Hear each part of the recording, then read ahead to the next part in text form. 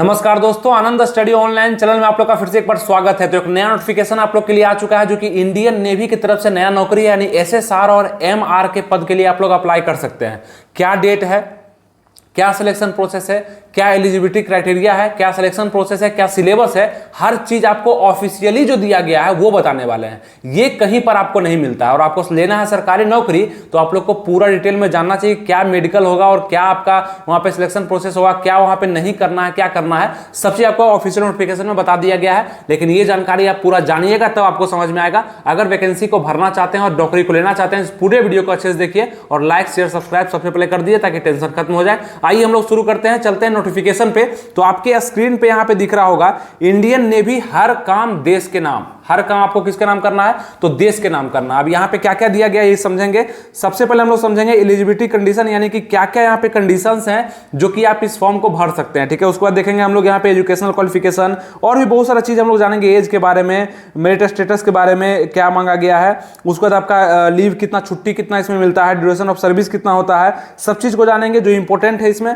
Short listing कैसे होगा, Indian navy entrance test क्या होगा, एग्जामिनेशन फी कितना लगने वाला है, क्या आपका मतलब कैसे कैसे एग्जाम पैटर्न है, क्या सिलेबस है, उसको जानेंगे।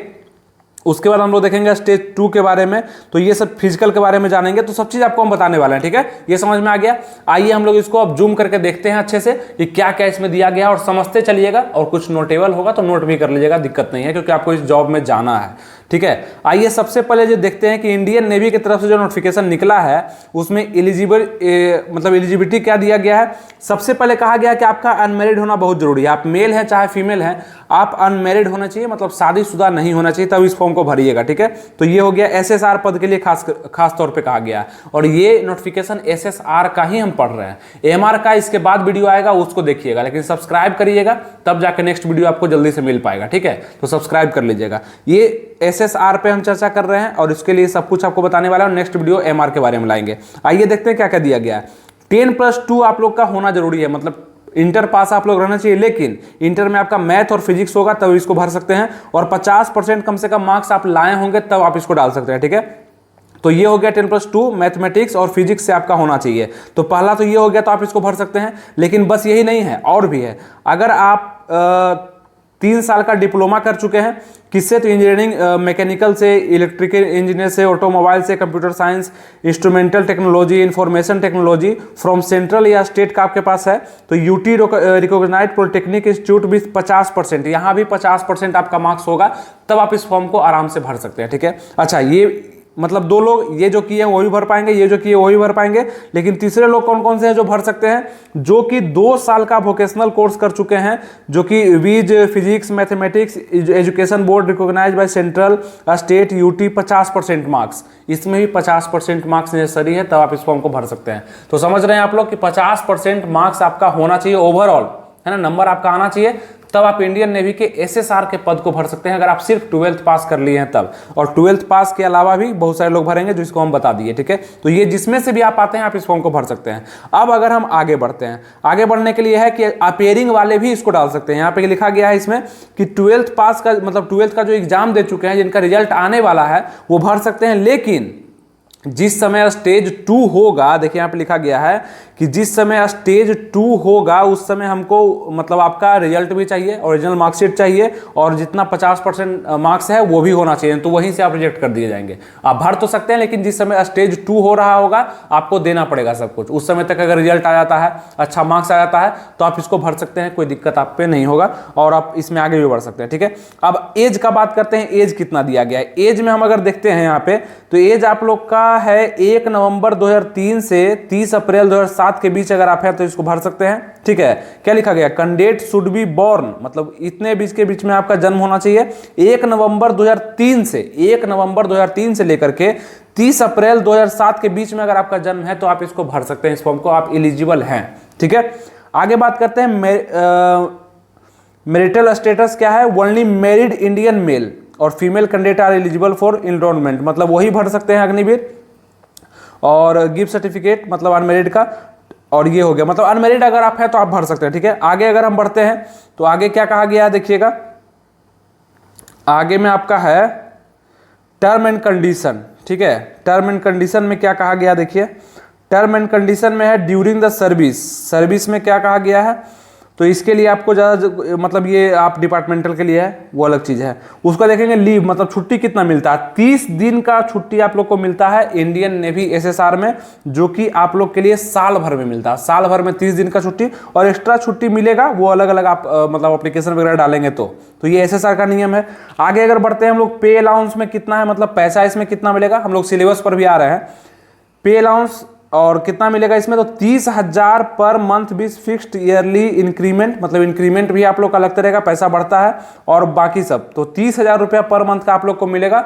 इसमें किसमें, तो आपका एसएसआर में, ठीक है। सेवानिधि क्या होगा आप लोग का, तो वो यहाँ पे कुछ इस प्रकार से दिया गया है, 1 ईयर 2 ईयर 3 ईयर 4 ईयर करके आप यहाँ पे देख सकते हैं। टोटल 5.2 लाख का है, 0.2 लाख का।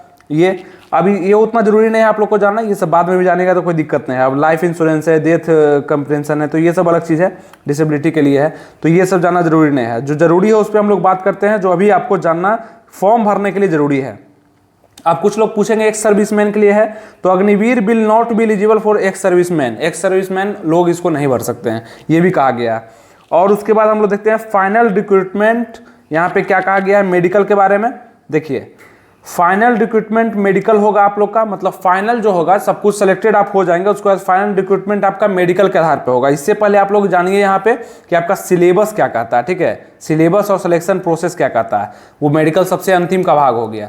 सिलेक्शन प्रोसेस में आप लोग का है कि selection process of Agniveer SSR, ये है आपका सबसे पहले स्टेज 1 में होगा short listing Indian navy entrance test, जिसको INET हम लोग बोलते हैं, इंडियन नेवी एंट्रेंस टेस्ट, मतलब एंट्रेंस परीक्षा होगा आप लोग का, जो कि स्टेज 1 होगा। स्टेज 2 में आपका PFT यानी फिजिकल होगा, ठीक है, और written examination and recruitment medical examination होगा। तो स्टेज 1 में हम लोग देखते हैं क्या क्या है, ठीक है, स्टेज 1 को हम लोग जानते हैं। स्टेज 1 में हम लोग अगर देखेंगे दोस्तों, तो यहाँ पे शॉर्ट लिस्टिंग है, ठीक है, इंडियन नेवी एंट्रेंस टेस्ट के लिए कहा गया है कि आप लोग का सिलेक्शन प्रोसेस कुछ इस प्रकार से होगा।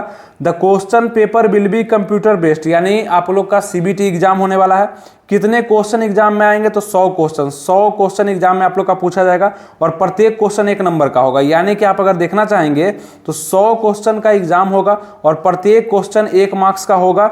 और यहाँ पे क्वेश्चन का जो लैंग्वेज होगा बाइलिंगुअल होगा, मतलब हिंदी और इंग्लिश दोनों में प्रश्न आपको देखने के लिए मिलेंगे, ऑब्जेक्टिव टाइप के प्रश्न होंगे। The question paper will complete 4 section, English, science, mathematics और जनरल अवेयरनेस, यानी कि 4 भाग में बांटा जाएगा, ठीक है। ऑनलाइन आप लोग का एग्जाम होगा, और यहाँ पे अगर हम लोग देखते हैं तो 4 भाग में, यानी कि इंग्लिश से क्वेश्चन आने वाला है आपका, और साइंस से क्वेश्चन आएगा, मैथमेटिक्स से आएगा, और जनरल अवेयरनेस से आएगा। तो कितना कितना क्वेश्चन आएगा, आगे हम लोग बढ़ते हैं इसमें, ठीक है। 4 पेपर, इंग्लिश, साइंस, मैथमेटिक्स और जनरल अवेयरनेस में करंट अफेयर्स भी मिक्स होगा, जीके भी होगा, ठीक है, और जनरल साइंस तो यहाँ पे है ही। तो ये 4 सब्जेक्ट आप लोग का सिलेबस हो जाएगा, इसको थोड़ा सा ध्यान से देखिएगा, ठीक है। उसके बाद द स्टैंडर्ड ऑफ क्वेश्चन का लेवल क्या होगा, तो 10+2 syllabus sample paper for examination, ये वेबसाइट पे उपलब्ध करा दिया गया। क्वेश्चन आप लोग का कैसा होगा वो आप लोग देख सकते हैं, कहाँ पे देख सकते हैं, तो यहाँ पे जो लिंक दिया गया है, जैसे कि www.joinindianarmy.gov.in/ ये अगर टाइप करते हैं तो आप लोग को प्रीवियस ईयर का क्वेश्चन ईयर दिखना पड़ेगा, मतलब सैंपल पेपर कि कैसा क्वेश्चन पूछा जाता है वो भी आपको समझ में आ जाएगा, ठीक है। तो यहाँ पे आप देख सकते हैं सैंपल पेपर 10+2 के सिलेबस पे आधारित होगा। Duration of examination will be 1 hour, मतलब 1 घंटा का आपका एग्जाम होने वाला है। 4 सिलेबस 4 सब्जेक्ट से आएगा, और 1 घंटा के लिए आपका एग्जाम होने वाला है SSR के लिए, ठीक है। आगे अगर हम बात करते हैं इस पे, आगे क्या दिया गया है, देखिए यहाँ पे आगे है आपका candidate are required to pass in all section as well aggregate the Indian navy reserve the right to determine the pass marks in each section, मतलब कि कट ऑफ के नंबर पे आपका उठाया जाएगा, ठीक है। और पेनाल्टी के तौर पे, मतलब पेनाल्टी मतलब कि निगेटिव मार्किंग क्या होगा इसमें, तो 0.25 यानी 1/4 का निगेटिव मार्किंग यहाँ पे अप्लाई हो रहा है दोस्तों। 1/4 का निगेटिव मार्किंग आपको देखने को मिलेगा, मतलब for each question for which a wrong answer has given by candidate 1/4 of marks assigned to the question will be deducted as penalty, मतलब 4 क्वेश्चन गलती करिएगा तो 1 क्वेश्चन का सही मार्क्स काट लिया जाएगा, यही यहाँ पे बोला गया है, ठीक है। अगर हम लोग आगे बढ़ते हैं, अब फिर क्या बताया गया है देखिए यहाँ पे एग्जामिनेशन फी कितना लग रहा है, मतलब कि आपका फॉर्म भरने में, और एग्जामिनेशन फी के बारे में क्या कहा गया देखिए। तो एन एग्जामिनेशन फी 550 रुपया, मतलब 550 रुपीज़ आपको लगेगा फॉर्म भरने में, और प्लस में 18 प्लस जीएसटी लगेगा पेड कैंडिडेट, और ये रिफंडेबल नहीं होगा जो कि यहाँ पे बताया गया है। अब आप आगे देखते हैं क्या इंपॉर्टेंट सूचना है जो कि स्टेज 2 के बारे में होगा। ठीक है, स्टेज 2 के बारे में हम लोग समझेंगे यहाँ पे। तो रिटन है stage 2 PFT written examination and requirement medical. देखिए, candidate short listed in INET, मतलब कि आपका जो रिटर्न हुआ उसमें आप सेलेक्ट हो गए, उसके बाद आपका क्या होगा, स्टेज 2 होगा, जहाँ पे क्या क्या होगा। देखिए, फिजिकल स्टैंडर्ड, फिजिकल में आप लोग को क्या होना, मतलब यहाँ पे मेल और फीमेल के लिए दौड़ होगा, और स्क्वाट बैठक, मतलब बैठक होगा, उठक बैठक, और पुशअप होगा, और यहाँ पे बेंट की सीट होगा। ठीक है, बेंट की सीट। अब यहाँ पे देखेंगे कि कितना किसके लिए जरूरी है। ठीक है, candidate undergoing PFT will do so the their own risk, मतलब आपके रिस्क पर होगा। फिजिकल में कुछ घटना दुर्घटना होता है तो आपके रिस्क पर होगा, क्योंकि आप इस फॉर्म को भरना चाहते हैं, आप इस जॉब में आना चाहते हैं, इसलिए।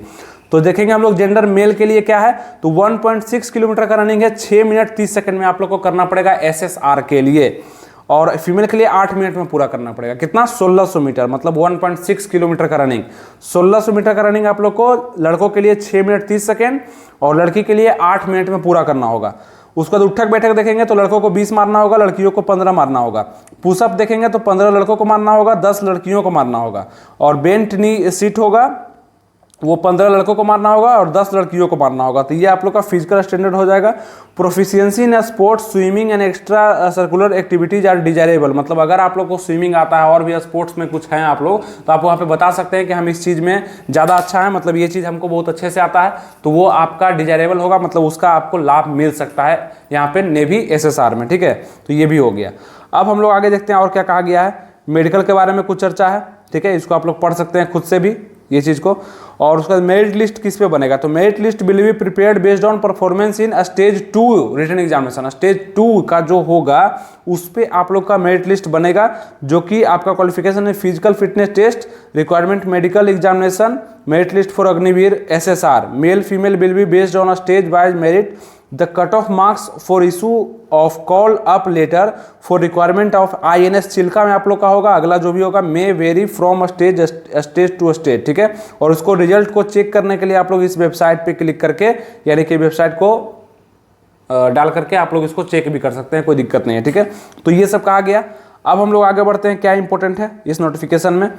देखिए, हाउ टू अप्लाई के बारे में लिखा गया है, कैसे अप्लाई करना है। देखिए, ये फॉर्म जो है 13 मई 2024 से लेकर के 27 मई 2024 के बीच में आप लोग अप्लाई कर सकते हैं। कब से कब तक, 13 मई 2024 से लेकर के 27 मई 2024 तक आप इसको अप्लाई कर सकते हैं, इस वैकेंसी को।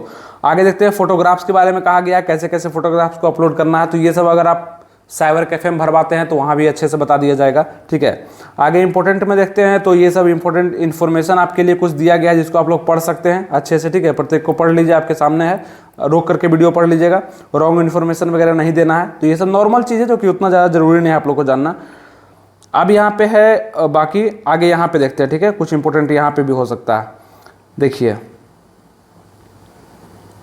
हाँ, ट्रेनिंग के बारे में कहा गया है, ट्रेनिंग कैसा लिया जाएगा। Training for the course will be tentatively commence in November 2024 में आप लोग का ट्रेनिंग के लिए बता दिया जाएगा कहाँ पे आप लोग का ट्रेनिंग हो रहा है। तो INS चिल्का में होगा, लेकिन किस डेट में होगा ये बता दिया जाएगा। ठीक है, और उसका देखेंगे, candidate have to choose any 3 location for Indian level entrance test, मतलब कि आप लोग जब फॉर्म को भरेंगे उस समय 3 लोकेशन आपको चुनना पड़ेगा, अपना सेंटर है ना, सेंटर आप लोग को चुनना पड़ेगा, जहाँ भी आपको चाहिए नज़दीकी सेंटर आप लोग चुन सकते हैं।